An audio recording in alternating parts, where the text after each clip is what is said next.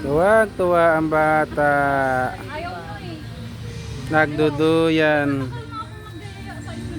Nung napunta kayo ni, ni Ayun guys, ganda ng mga view, malaking puno ng mga prutas. Lahi napunta tayo man siya. Man siya ka, paniwala ka na ngayon. Lumuso po. Lumuso. Ang aming lahi. Kamag-anak na yun. Pero malayo na. Yan, kamag-anak ni Ate Din Kagas. Parang hindi daw sasayak ka. Yun nga. Yan nga. Kamag-anak ni Bulingot. Lang nang nagbantay. Yan, dalawa ko nga. Hindi.